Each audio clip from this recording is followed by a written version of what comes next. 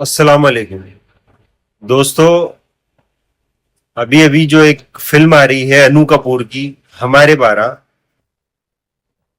तो उसके बारे में उसने एक स्टेटमेंट जारी किया है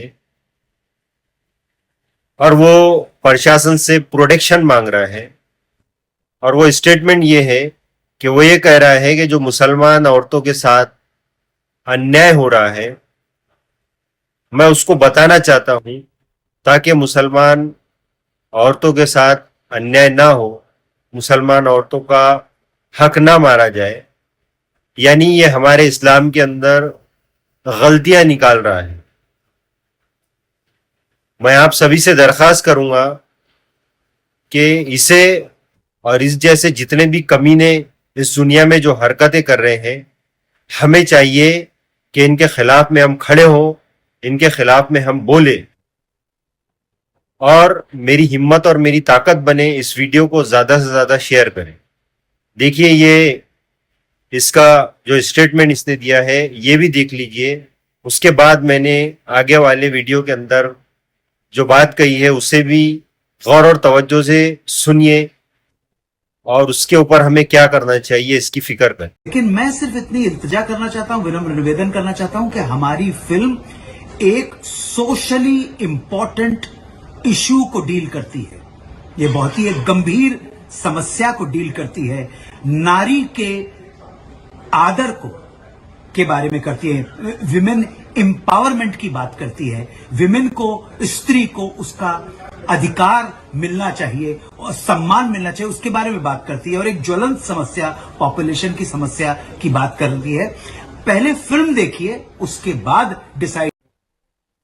तो देखो, अनु कपूर ने यह कहा कि हम सोशल एक्टिविटी कर रहे हैं, फिल्म के जरिए से हम समाज की गंदगी को दूर करने की कोशिश कर रहे हैं, नारी को सम्मान दिलाने की कोशिश कर रहे हैं।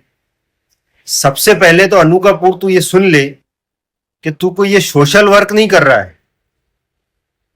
ये तेरे जेब में पैसा कैसा आ जाए, तू पैसा कमाने के लिए ये कर रहा है। समझ में आई क्या बात?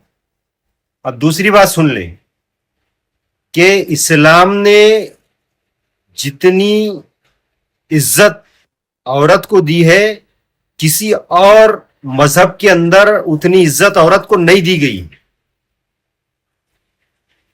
और औरतों के साथ बुरा व्यवहार होता था। जब हमारे आका हजरत मोहम्मद सल्लल्लाहु अलैहि वसल्लम इस दुनिया में तशरीफ लाए, उसके बाद इस दुनिया में औरत को इज्जत देना शुरू हुआ। और हमारे इस्लाम में जो इज्जत औरत को हम लोग देते हैं ना, वो कोई मजहब उसके औरत को इतनी इज्जत नहीं दे सकता। और रही बात तेरे सोशल एक्टिविटी की, सोशल वर्क की, तो तुझे मैं चैलेंज करता हूं कि अगर वाकई में तू सोशल एक्टिविटी करना चाहता है और वाकई में तू अगर समाज के अंदर सुधार पैदा करना चाहता है, तो तू बगैर पैसों के वो फिल्म को बना। और दूसरी बात, इस्लाम का जायजा ले, इस्लाम के बारे में पूरी जानकारी ले।